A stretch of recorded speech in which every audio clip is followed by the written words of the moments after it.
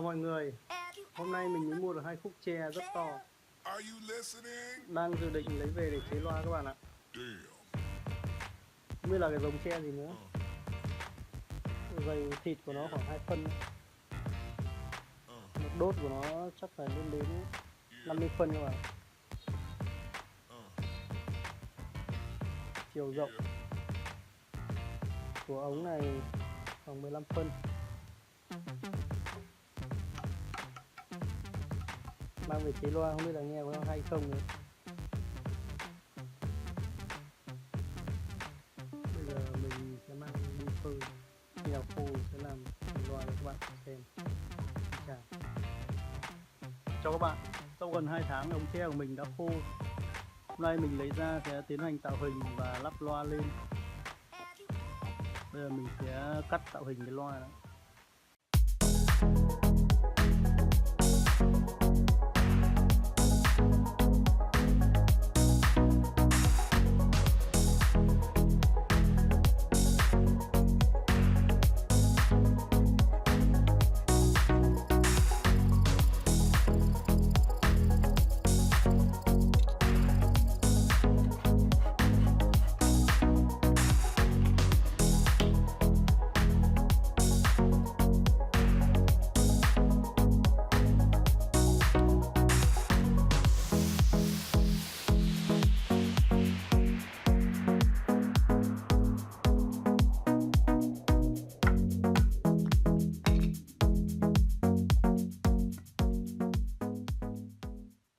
Vậy là mình đã tạo hình xong cái thùng loa.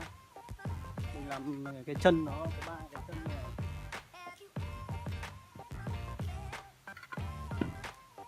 Loa mình đây nó thủng lỗ ở trong này. Đầu này cũng vậy các bạn, làm lỗ thông hơi luôn. Không biết là nghe có hay gì không. Mài vạch này. Bây giờ mình sẽ vát cái này lấy mặt phẳng, mình gắn loa lên.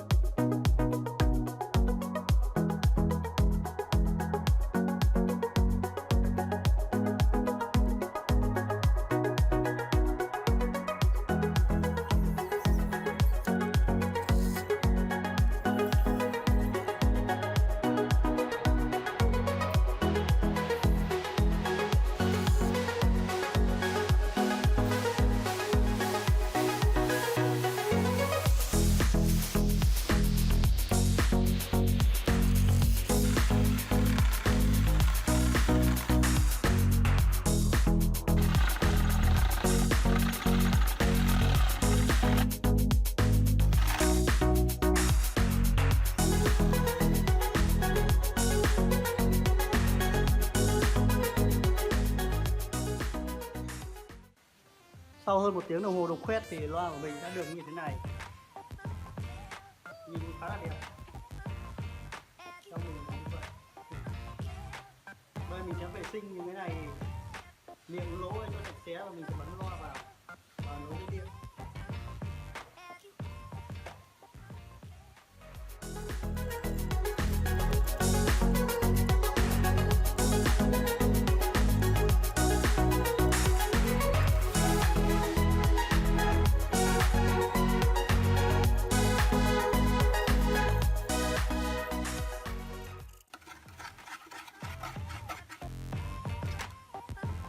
Vậy là đã xong.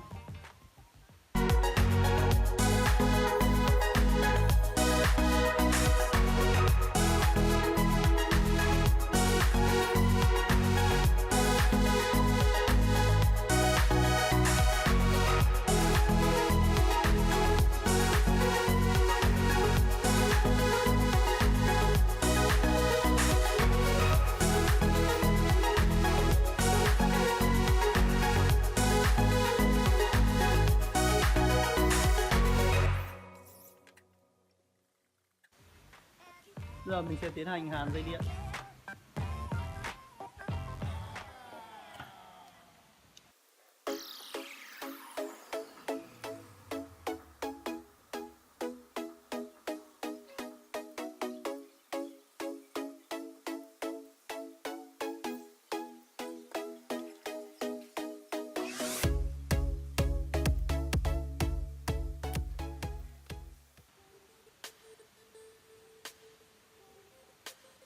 Vậy mình đã hàn xong các cái đầu dây điện.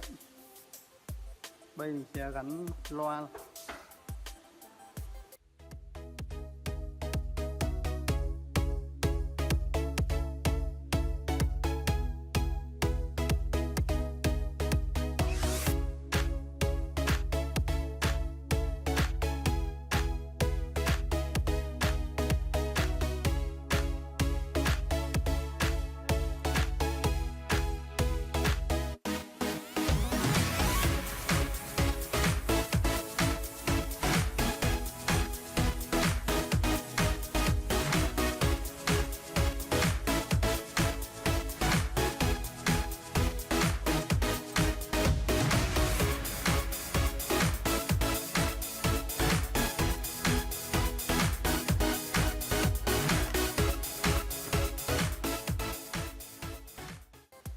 Bây giờ mình đã gắn xong loa vào ống tre. Bây giờ mình sẽ mở nhạc test thử cho các bạn nghe.